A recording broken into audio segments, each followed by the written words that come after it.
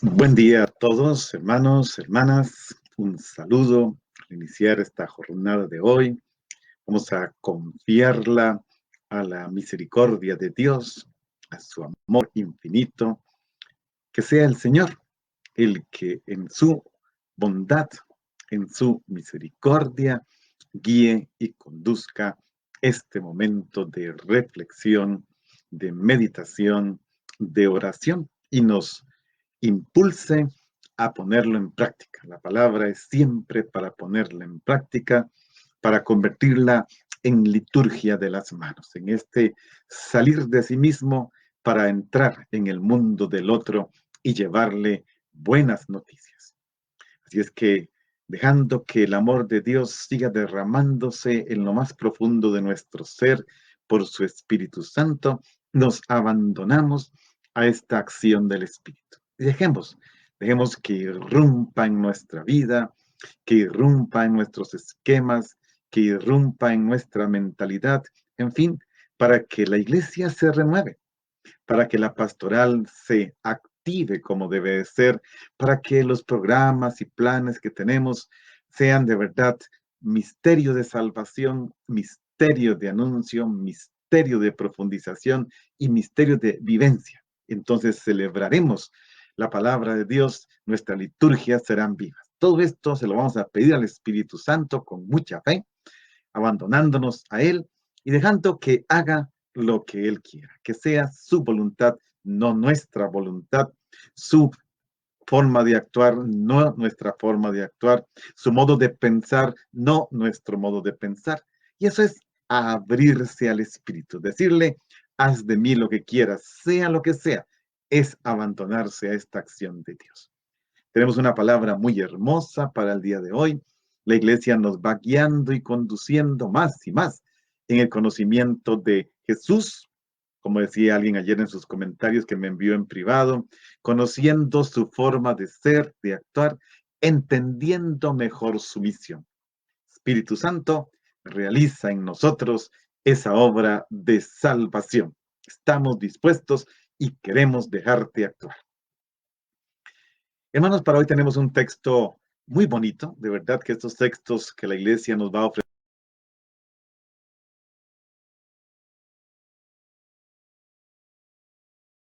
con texto en mano. Juan capítulo 12, saltamos de ayer ahora directamente hasta el 12 y a los últimos versículos de este capítulo 12, versículo 44 al 50. Juan 12 del 44 al 50. Mientras ustedes lo buscan y nos vamos disponiendo, quisiera continuar esa reflexioncita previa sobre la palabra de Dios en cuanto a diálogo con el ser humano. Dado que la palabra de Dios no es un libro, no es un texto, sino una persona, Jesucristo, dialoga Dios con nosotros por mediación de esta palabra, por mediación de esta persona. Jesús se presenta precisamente como aquel que ha venido para que tengamos vida y vida en abundancia. Él ha venido para eso. Es para dar vida. Ya lo escuchábamos ayer. No es para condenar, no es para juzgar, ni siquiera quiere juzgar. Él quiere que tengamos vida, vida eterna y que estemos salvados. Por eso debemos hacer todos los esfuerzos posibles, ustedes y yo, para mostrar la palabra de Dios como una apertura de Dios mismo a los propios problemas. Dios irrumpe en mi vida y se da cuenta de los problemas que tengo. Y por eso quiere ser respuesta a nuestros interrogantes. ¿Y cuántas preguntas nos hacemos? ¿Cuántas situaciones nos cuestionan? Él se presenta como palabra encarnada que quiere darnos una respuesta en nuestro lenguaje, en nuestro modo de actuar. Y por lo tanto, Él se presenta para ensanchar los propios valores. Es un detalle muy importante de la palabra encarnada. Quiere ampliar nuestros valores. A veces nuestros valores, incluso los valores propios del cristianismo se han reducido a algo tan inofensivo, a algo tan pequeño, a algo que ya no cuestiona, a algo que ya no engancha a nadie. Somos cristianos que no atrapamos a nadie. Jesús quiere ensanchar los valores cristianos para poder ampliar el radio de acción de nuestro testimonio. Pero no solo eso, a la vez como satisfacción de nuestras propias aspiraciones. Lo que aspiramos, lo que deseamos, lo que anhelamos, no puede quedarse insatisfecho. No, tiene que alcanzar satisfacción. Ciertamente hay que decir aquello que es conforme a la voluntad de Dios, conforme al querer del Padre, revelado en la palabra de su Hijo y llevado a plenitud por la acción del Espíritu en la iglesia. No, se trata de que las verdaderas aspiraciones tienen que alcanzar satisfacción. Por eso es una tarea urgente de la pastoral de la iglesia saber mostrar que Dios escucha la necesidad del ser humano y su clamor. Tarea difícil, porque no es contenidos, no es solo lo doctrinal, no es solo lo moral, no es solo este conjunto de normas que regulan nuestras relaciones, sino mostrar que Dios sale al encuentro del ser humano hoy para responderle, para ofrecerle su amistad y para que su clamor sea escuchado. Vean qué bonito, hermanos. La palabra de Dios dialoga con nosotros. Dios dialoga, se comunica, revela su intimidad a cada uno de nosotros y a la comunidad entera, los cristianos, por la palabra encarnada Jesucristo. Con estas ideas, con estos pensamientos que nos ayudan a ampliar horizontes, eso sí, desde la palabra. No somos seguidores de ningún hombre. Seguimos la palabra. Obedecemos a nuestros pastores, pero somos seguidores del Señor. Y eso lo tenemos bien claro en la iglesia, aunque algunos quieran ir siguiendo por aquí y por allá otros señores o otros intereses revueltos con el seguimiento del Señor, ya sabemos, no lleva a ningún lado. Bien, dijimos el texto es Juan 12, 44, 50. Vamos a escucharlos, otro texto pequeñito, pero de un contenido maravilloso. Vamos a ver si lo podemos disfrutar. Dice así. En aquel tiempo exclamó Jesús con fuerte voz: el que cree en mí, no cree en mí, sino en aquel que me ha enviado. El que me ve a mí, ve a aquel que me ha enviado. Yo he venido al mundo como luz, para que el que crea en mí no siga en tinieblas. Si alguno oye mis palabras y no las pone en práctica, yo no lo voy a condenar, porque no he venido al mundo para condenar al mundo, sino para salvarlo. El que me rechaza y no acepta mis palabras, tiene ya quien lo condene. Las palabras que yo he hablado lo condenarán en el último día. Porque yo no he venido por mi cuenta, sino que mi Padre que me envió me ha mandado lo que tengo que decir y hablar. Y yo sé que su mandamiento es vida eterna. Así pues, lo que hablo, lo digo como el Padre me lo ha dicho. Vean, hermanos, qué texto tan bonito. Aquí hay algunas cosas que nos van a transformar, que nos van a alegrar y nos van, como decía, a ampliar los horizontes. Vean que Jesús ha insistido en este texto, en la escucha de su palabra. Contextualicemos, ya que cambiamos de capítulo. Estábamos en el capítulo 10, el 11 ya lo habíamos visto en otro momento. Ahora saltamos al 12, que es precisamente a los últimos versículos. Pero veamos rápidamente cómo está dividido el capítulo 12 del Evangelio de Juan. Siempre he insistido en los contextos, entonces se lo digo así rápidamente. Podríamos hablar de 5 momentos en este capítulo, que tiene exactamente 50 versículos. El primer momento lo abarcan los primeros 19 versículos, capítulo 12, del 1 al 19, que lo podemos dividir en tres acciones. La primera, la unción de Jesús en Betania, en la casa de Marta, María y Lázaro. Versículos 1 al 8, la unción en Betania. La segunda, la condena a muerte de Lázaro, versículos 9 y 11. Los judíos deciden acabar con la vida de Lázaro, que ya había sido resucitado por Jesús. Y la tercera, la entrada de Jesús en Jerusalén, versículos 12 al 19. Esta es la primera gran escena. La segunda, versículos 20 al 26, los griegos preguntan por Jesús. Estos vienen y quieren informarse, quieren ver a Jesús. Recuerden este verbo tan importante. Lo quieren ver y Felipe y otros y Andrés tendrá que hacerle de mediación. La tercera, versículos 27 al 36, la exaltación del Hijo del Hombre como juicio contra el mundo, y la podemos dividir en tres momentos. El primero, la voz del cielo. El segundo, la exaltación del Hijo del Hombre. Y tercero, una última exhortación a creer en la luz. Jesús insiste en este tema. Un cuarto momento de estos cinco que dijimos, versículo 37 al 43, el endurecimiento de Israel. Pueblo duro, difícil. Y la última, que es la que vamos a ver hoy, la palabra de Jesús como palabra permanente para la decisión y el juicio. Versículo 44 al 50, que es lo que hoy vamos a reflexionar.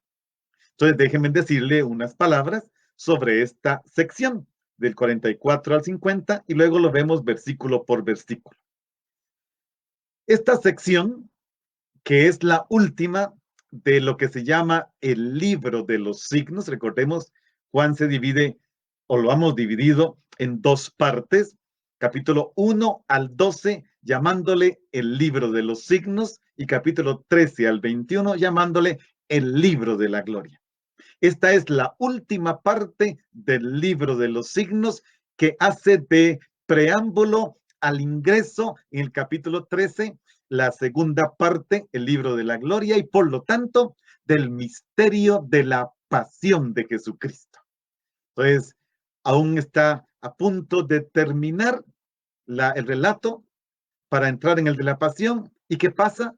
Juan termina comprobando la incredulidad de una parte de los oyentes de Jesús. Este problema que está allí, la dificultad para creer en Jesús, la falta de disposición a confesarlo, con una llamada de Jesús a creer.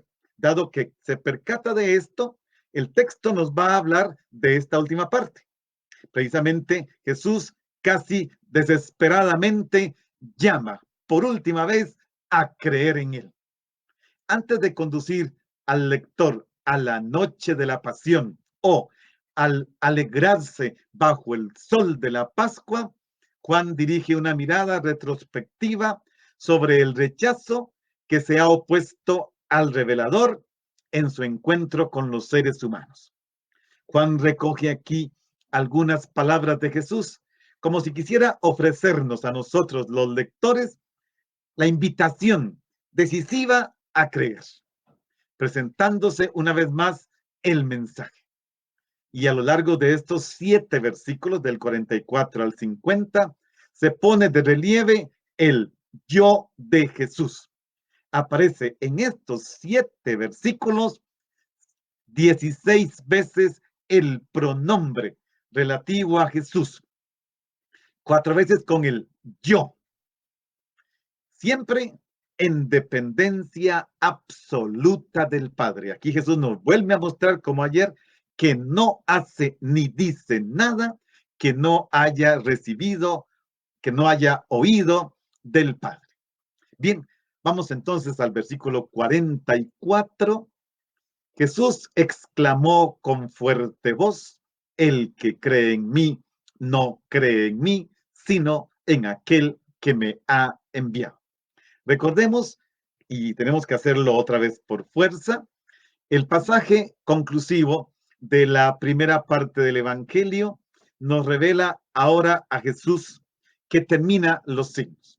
La palabra aquí que Jesús hace o que dice es gritar.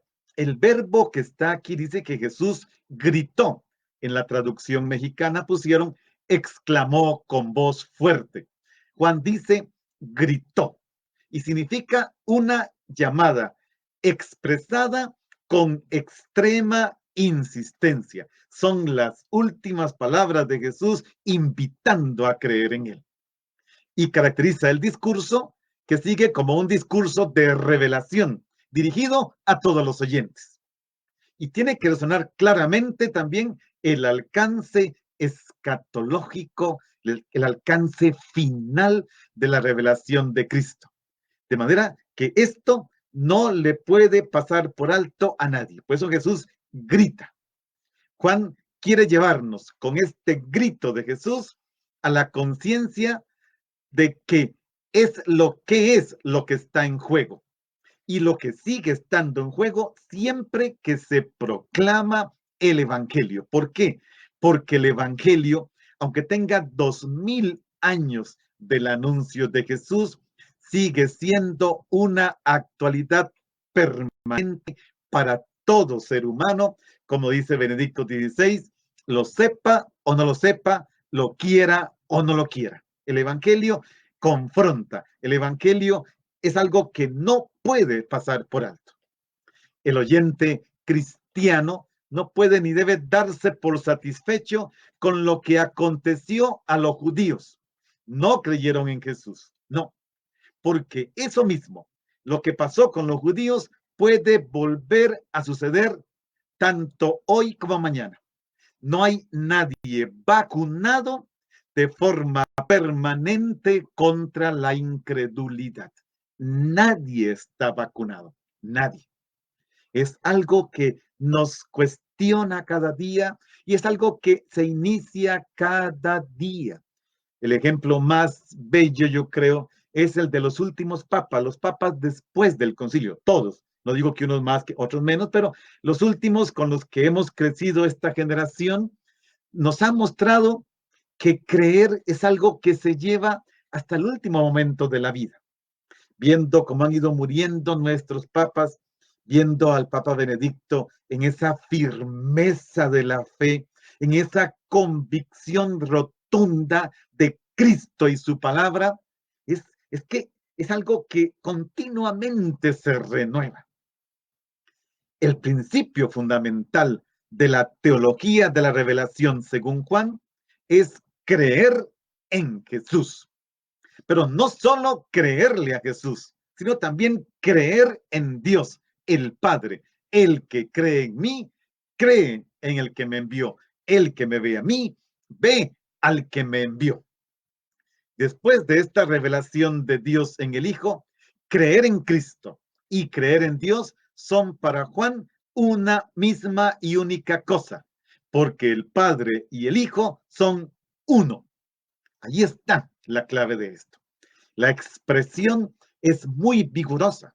Jesús parece decir que el creer en Él se dirige, en realidad, a creer en el Padre. En Dios, digámoslo, alcanza su meta el movimiento de creer en Jesús. Crean en mí, crean en el Padre. Texto que vamos a ver esta semana también. Vamos al versículo 45, que va con la otra parte que ya adelanté. El que me ve a mí, recuerde que esto Jesús lo dice gritando, el que me ve a mí, ve a aquel que me ha enviado. Y aquí podemos decir, hermanos, muchos creen en Jesús y tienen el valor de manifestarlo públicamente en tiempos de Jesús, hoy y mañana. Otros discípulos creyeron, pero sin este valor de profesión pública de su fe. Naturalmente, en tiempos de Jesús tenían miedo de ser expulsados de la sinagoga. Recordemos lo que le pasó al ciego de nacimiento en el capítulo 9. Porque profesó la fe en Jesús como hijo de Dios, lo expulsaron de la sinagoga. Y hay que ver lo que esto pueda significar en esa situación tan conflictiva. Nosotros los latinoamericanos no tenemos este problema. Difícilmente un latinoamericano va a ser condenado por profesar su fe en Dios. Esto es casi imposible. Pero no es así en otros continentes, en diálogo con otras religiones. Y además de muchos después de tantas señales que habían visto, no creen en él. Ya vimos todo lo que pasó y no creen. La curación del ciego de nacimiento, la resurrección de Lázaro, y siguen sin creer. Y esto porque en Juan el verbo ver, por ejemplo, al ver los signos, puede, debe llevar a creer. Pero también hay una forma de ver que deriva de la fe, que permite reconocer en Jesús al Padre. Y hermanos, esto sería lo más lindo. Sería hermoso quedarse solo en esto. Quien me ve a mí, ve al Padre. ¿Cuánta gente dice, Padre, cómo hago para ver a Dios? ¿Cómo hago para encontrarme con Dios? ¿Cómo hago para conocer al Padre Dios? Vea a Jesucristo, contemple a Jesucristo, pierda horas, pierda días, pierda su vida contemplando al crucificado y usted verá a Dios. Claro, hay que contemplar al crucificado, hay que clavar la mirada en Cristo crucificado. En el Evangelio de Juan no queda otra alternativa. Clavar la mirada en Cristo crucificado y usted sabrá quién es el Padre. Usted sabrá quién es Dios. Dios saldrá a su encuentro porque en Cristo, palabra encarnada, clavada en la cruz, Dios sale al encuentro. Para Juan, creer en Jesús no tiene su última meta en un Jesús aislado en sí mismo, sino en un Jesús que lleva a Dios, que lleva al Padre. En una frase bonita podríamos decirlo, Jesús es la epifanía del Padre, es decir, la manifestación pública del Padre. Quien ve a Jesús, ve al Padre. Va a insistir el capítulo 14 que vamos a tener en estos días.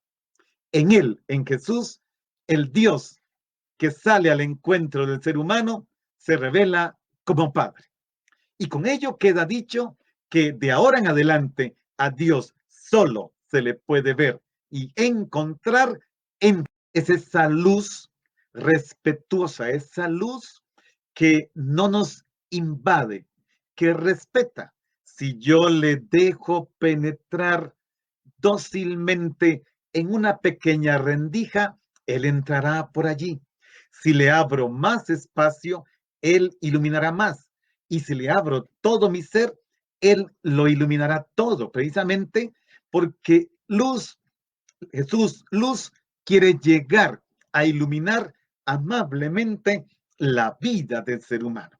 Y entonces, cuando le abro este espacio, la luz transforma las nieblas en luz y ahora se camina, se va detrás de él en el proyecto de la vida. Tenemos que dejar a Jesús, luz, penetrar en nuestro ser más íntimo y entonces todo se iluminará, todo alcanzará esta plenitud porque es luz, es vida que transforma. Entonces, las tinieblas en las que el creyente, gracias a luz, ya no permanece.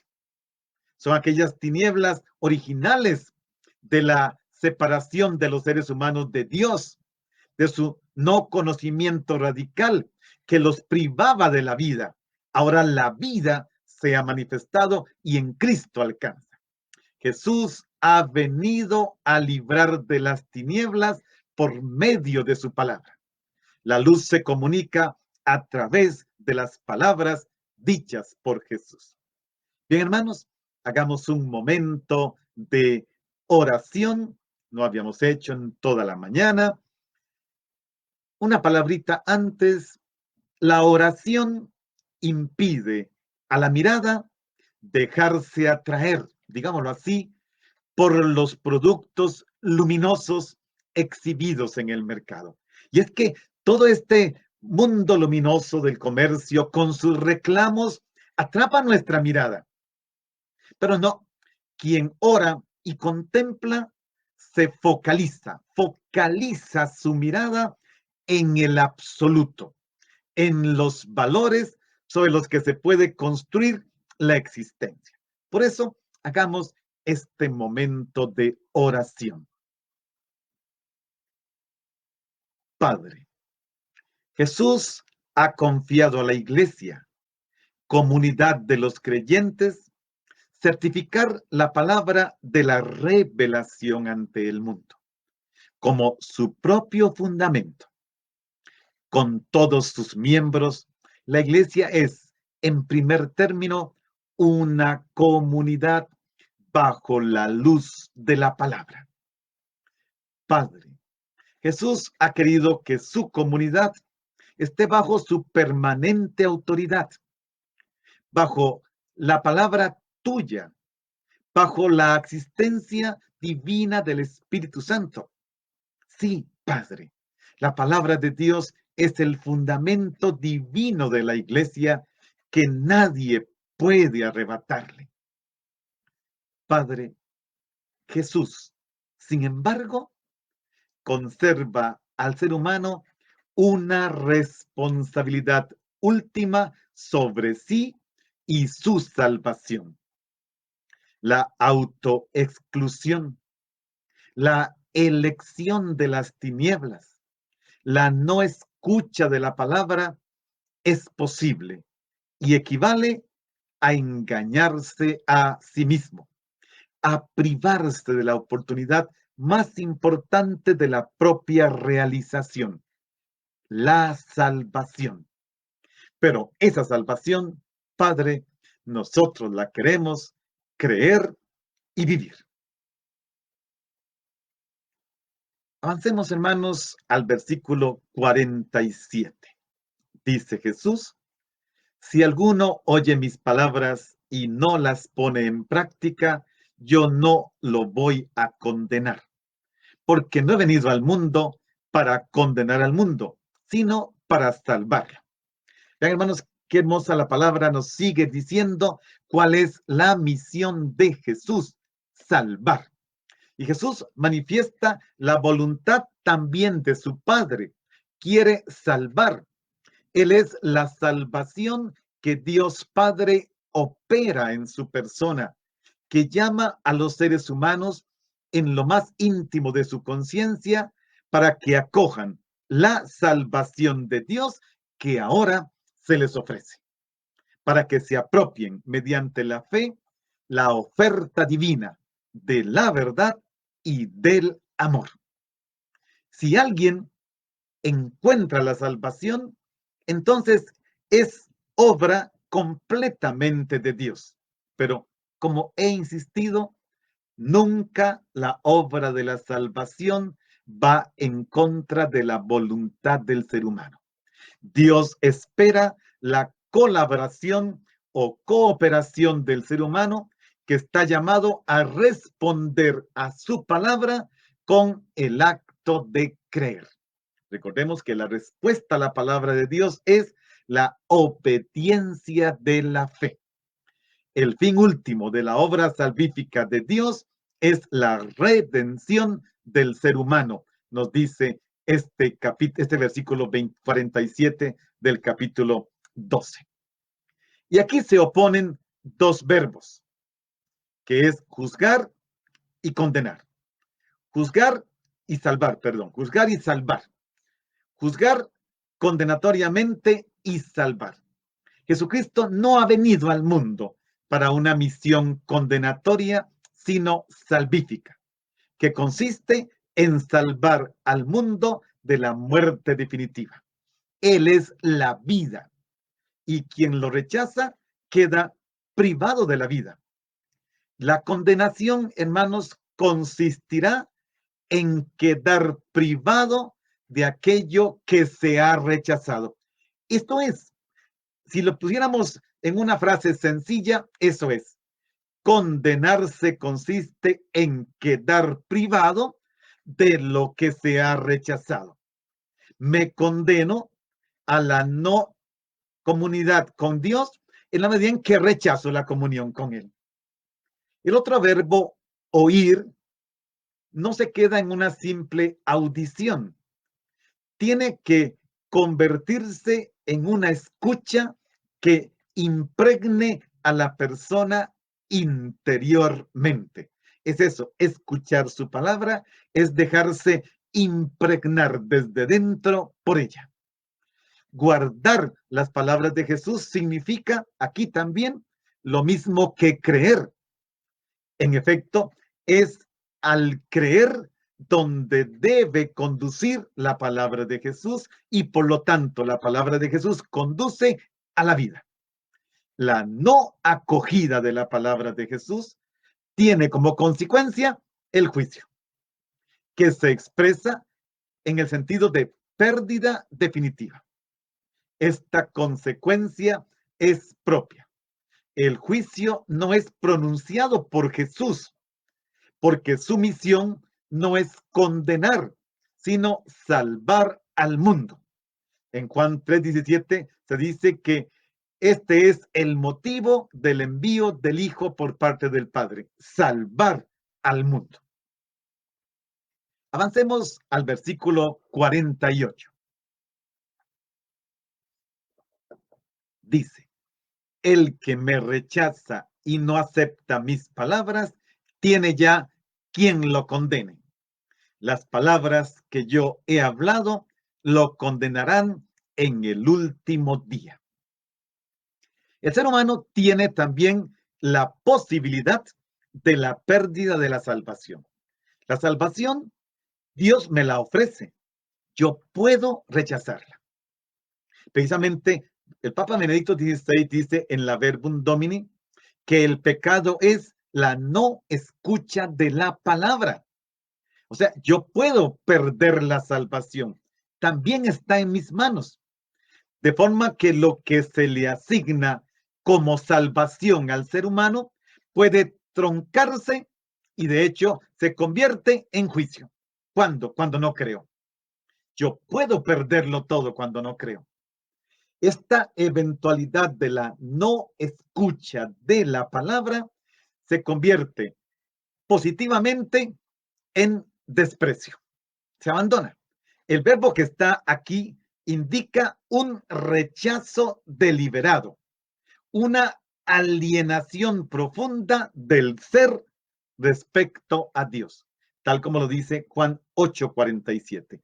Yo puedo rechazar esta palabra. Está en mi posibilidad, porque Dios me deja libre. Dios no me predestinó al rechazo. El rechazo es una opción humana. Hay que tener cuidado con esto. A veces se suben allí a los WhatsApp y a los Facebook, a veces algunas imágenes que presentan al ser humano como predestinado. Judas estaba predestinado a traicionar a Jesús. Job estaba rechazado a negar, etc. No, no. La condenación no es una predestinación. La iglesia está rotundamente en contra de la predestinación al mal, al rechazo.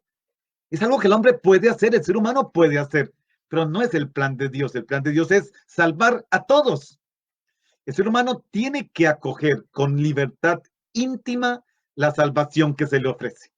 Debe responder con su amor al amor de Dios. Por eso se dice que si alguien escucha las palabras de Jesús y no las cumple o no las guarda, ni siquiera él lo va a juzgar. Jesús no juzga, porque no ha venido a juzgar el mundo. No ha venido a ejercer la función de juez, sino de salvador. ¿Qué juzga? La misma palabra, no me escuchaste, no te doy vida. El mensaje de Jesucristo es de salvación. El evangelio es salvación. Salvación y juicio no son alternativas equivalentes, porque entre salvación y juicio tiene su preponderancia la salvación. Nunca el juicio será más poderoso que la salvación que se me ofrece. Si la idea de juicio no se deja de lado, se debe al hecho cierto de que el ser humano o al ser humano no se le puede privar del riesgo de su libertad histórica. Yo tengo esta libertad de rechazo. El auténtico sentido de la idea de juicio es el de explicar una y otra vez esa realidad. El ser humano conserva una responsabilidad última sobre sí y su salvación. La exclusión, de hecho, equivale a engañarse a sí mismo o a privarse de la oportunidad más importante de la propia realización, que es precisamente la salvación. Quien no acepta a Jesús y sus palabras encuentra su juez en la palabra de Jesús. Es ella la que lo va a condenar en el último día. Entonces, la palabra se convierte en juez del ser humano. Es como si se alzara contra él y señalara que entre ese tal y Jesús ya no hay comunión alguna. De modo que al rechazar la palabra de Jesús, se reprueba a sí mismo. Y eso es lo peor, hermanos. Yo rechazo la palabra de Jesús y automáticamente rechazo lo mejor que hay en mí. El juicio del ser humano no tiene efecto en un acto externo forense, sino en un acto de juicio. Con su conducta, el ser humano, conducta de rechazo, pronuncia la sentencia contra sí mismo. La decisión se da aquí y ahora entre creer o no creer, creer y la incredulidad. Lo que ocurre en el último día no es más que la manifestación pública y visible de la decisión tomada aquí, hoy y ahora. A mí me encanta decir esto. Miren, hermanos, el momento final de nuestra vida no será una sorpresa absoluta. El momento final de nuestra vida lo decidimos hoy, ya. En cuanto que me abro o me obstino en el no creer. Si me abro a creer, tendré el resultado de haber creído en Jesús, la salvación. Si me obstino en el no creer, tendré el resultado de esa decisión. No me salvaré. El creer tiene concretamente en la escucha de la palabra y en su consecuente puesta en práctica su resultado. Me salva y si no creo, me condena. Aquí el querer de Jesús es naturalmente que nos salvemos. Se trata de eso. No estamos predestinados a la condenación, sino a la salvación. Y allí está el centro. Hagamos, hermanos, un momento de oración.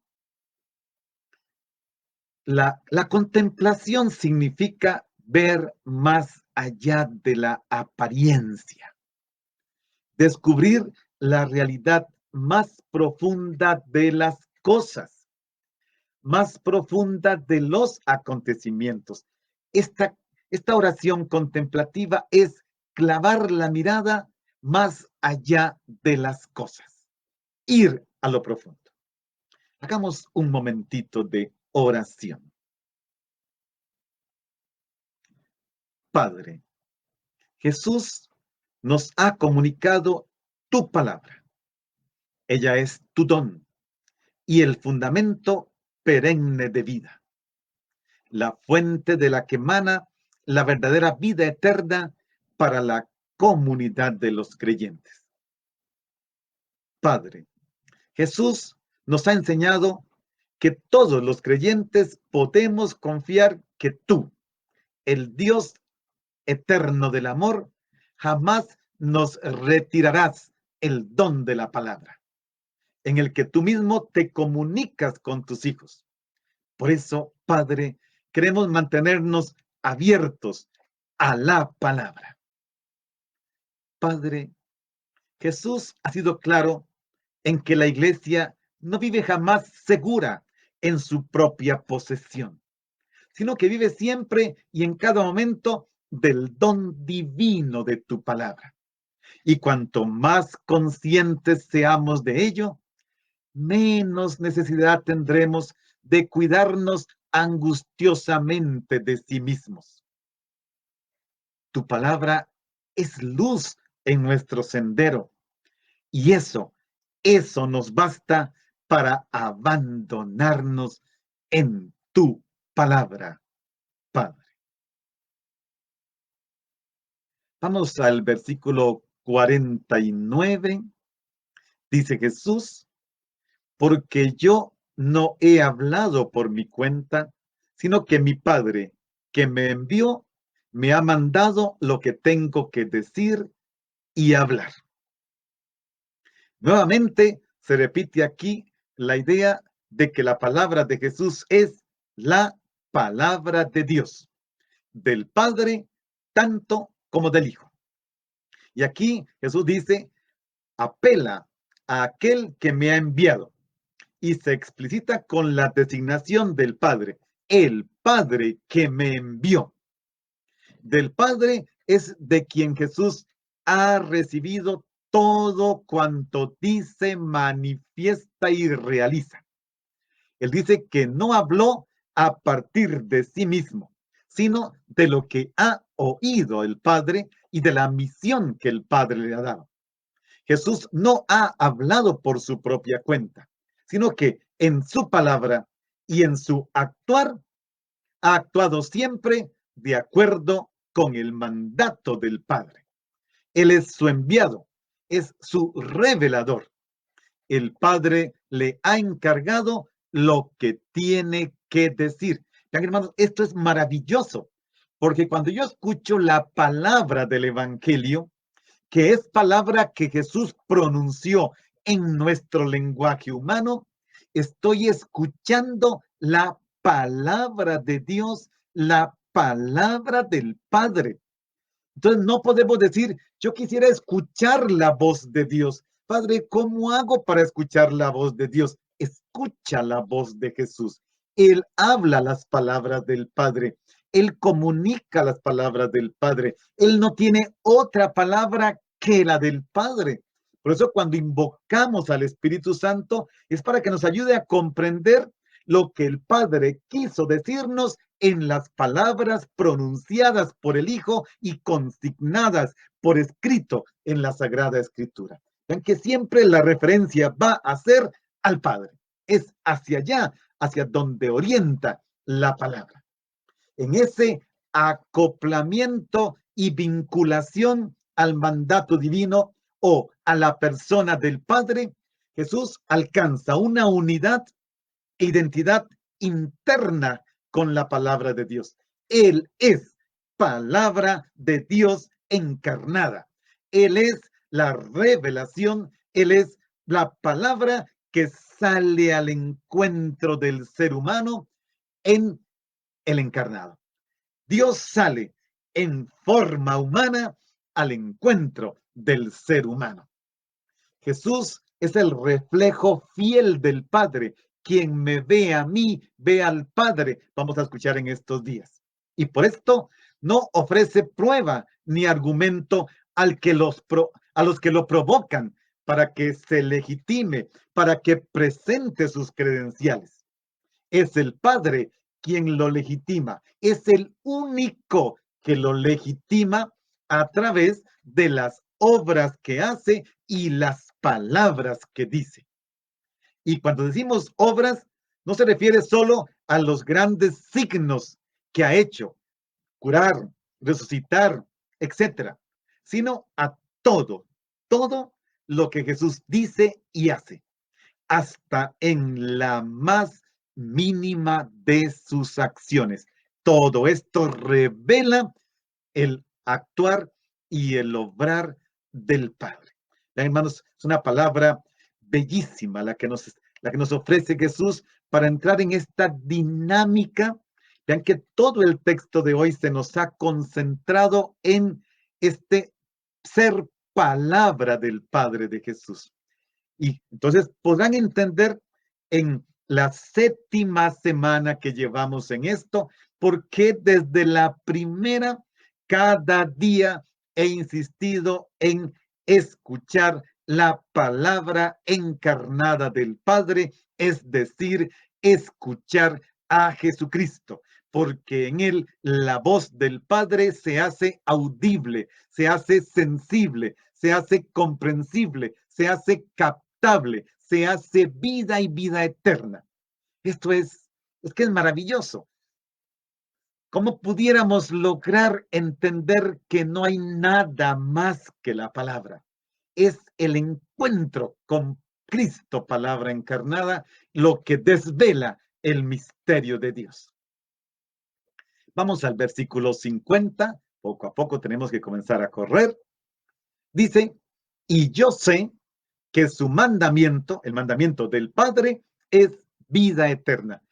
Una palabra maravillosa para ir cerrando el día de hoy, aunque nos falta todavía una frase más. Jesús dice que ha venido al mundo como luz, lo cual significa iluminación de la existencia, de nuestra existencia y puerta a la vida eterna. Ahora dice que el mandato que el Padre le ha encomendado no es otra cosa que la vida eterna, es decir, la salvación escatológica, o sea, la salvación ahora y al final de los tiempos. En el nombre de Jesús está la salvación. En su nombre, en él. Y esto es lo que el propio Jesús tiene que proclamar. Es el contenido completo de la revelación según el Evangelio de Juan. Y aquí encontramos otra palabrita, la palabrita mandato o mandamiento, que ha adquirido para nosotros, naturalmente, cuando nosotros los cristianos escuchamos la palabra mandamiento, sobre todo para una buena parte de los cristianos, la palabra mandamiento tiene contornos negativos, contornos de dureza. Alguien me decía una vez, es que si yo cumplo los 10 mandamientos, ya dejo de existir. No tengo libertad. Ya entonces no soy yo. Dios me encierra en 10 mandamientos. Recordemos que los 10 mandamientos se llamaban originalmente las 10 palabras. Es palabra. No, a esa persona hay que decirle, no, no has entendido el término mandamiento. El mandamiento tiene esta característica de que instituye la libertad. Cumplir los mandamientos es ser libre, querer ser libre, vivir en libertad. Porque bíblicamente hablando, el término mandamiento es un principio de vida dado que es mandado por Dios. ¿Y qué quiere Dios? Lo dice Jesús, que tengamos vida eterna. El mandamiento es de vida, vida eterna. Recordemos aquello tan bonito de Deuteronomio 8:3. No solo de pan vive el ser humano, sino de toda palabra que sale de la boca de Dios, porque toda palabra que sale de la boca de Dios es vida. Ese es el mandamiento que Jesús recibió, dar vida. Recuerda la palabra de Pedro, Señor, ¿a quién iremos? Tú tienes palabras de vida eterna. Se trata no de un precepto, sino de la vida del Hijo. La unidad de Jesús y del Padre se afirma aquí desde el ángulo de la fidelidad perfecta del uno al mandamiento del otro. Jesús cumple lo que le manda el Padre. El Padre es vida y Jesús ha de llevar la vida eterna y cumple este mandamiento. Termina diciendo el texto de hoy, así pues, lo que hablo, lo digo como el Padre me lo ha dicho. La palabra de Jesús es decisiva para la salvación o como vimos, para la desgracia. La palabra nos da la salvación, pero nos puede juzgar y al rechazarla, nos construimos nuestro propio futuro, incluso en la eternidad. Pero es palabra de salvación. Le ha sido dada a Jesús como palabra de salvación, encomendada por el Padre como palabra de salvación. Y por eso dice Jesús que Él no habla por su cuenta. La palabra encomendada a Jesús es directamente un mandamiento que el Padre le ha confiado, le ha encomendado y que significa vida eterna. Y Jesús tiene una misión: dar vida eterna. El mandato del Padre es vida eterna. Todas las palabras y acciones de Jesús conducen al ejercicio de la vida eterna. Y todo el que entre en contacto con Jesús será siempre vivificado. Repito esto: todo el que entre en contacto, en comunión, en intimidad con Jesús será siempre vivificado. Entrar en contacto con Jesús es tener vida y vida eterna, nos dice este versículo 49. Jesús insiste precisamente en que ha sido fiel a su misión. Lo que hablo, lo digo como el Padre me lo ha dicho. Veremos luego qué significa ir a esta obediencia. En estos días tendremos textos del capítulo 13 de San Juan, mañana, y ahí vamos a ver en qué consiste este mandamiento. Y que también nosotros estamos invitados a ir hacia esta obediencia. Entonces, vean, hermanos, con esta promesa de salvación concluye la última llamada de Jesús en Juan a creer, antes de iniciar el relato de la pasión, o sea, de su muerte y resurrección. ¿Y cómo comenzó todo? Jesús gritó, y grita: crean en mí, crean y tendrán vida eterna, porque ese es el mandamiento del Padre, que les dé vida eterna. Es esta experiencia. El evangelista Juan nos pone ahora en comunicación con esta vida eterna. Hagamos un momento de oración para terminar, hermanos. Esta es nuestra última oración de hoy y que sirva como oración final. Orar en contemplación es esencialmente un asunto de la mirada. Vean, hermanos, hoy he insistido montones en orientar la mirada hacia Dios, orientar la mirada hacia lo absoluto, orientar la mirada hacia el crucificado, orientar la mirada hacia el Padre, y me descubriré hijo, hija, amados de Él. Por lo tanto, no se resigna a que la realidad es lo que es. No, la mirada penetra la realidad por la fe y el amor y descubre que aún esta realidad actual nos comunica vida eterna. Dios está mirándonos y nos mira para darnos vida eterna. Hagamos la oración. Padre, comprendemos lo que Jesús quiere que entendamos, pues en la palabra escrita de Dios, en la escritura, está para toda la iglesia el aliento consolador. Fue tu mismo espíritu el que la inspiró. En ella está la promesa divina. En ella descubrimos confianza en tu voluntad salvífica. En ella encontramos vida eterna.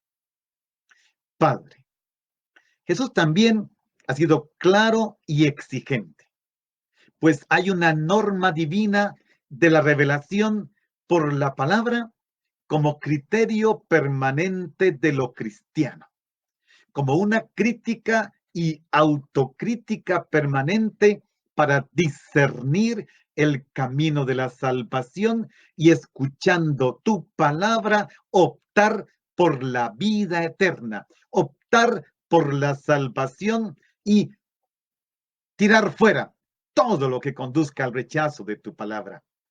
Padre, reconocer el señorío de Jesucristo afecta a la iglesia, tiene consecuencias. ¿Por qué? Porque la iglesia es, en primer término, el espacio en que los seres humanos nos sometemos a la verdad liberadora y juzgadora de la palabra de Dios. Y también el espacio en que podemos llegar a ser hermanos unos de otros, los que acogemos la palabra, todos los que creemos en Jesús como tu enviado y nosotros hemos creído en Él y profesamos que es tu Hijo, es el Señor, tiene vida eterna, es nuestra salvación y una misión, darnos la vida eterna, y nosotros hemos creído en Él, Padre. Queremos vivir en la vida eterna con Cristo en tu gloria por los siglos de los siglos. Amén.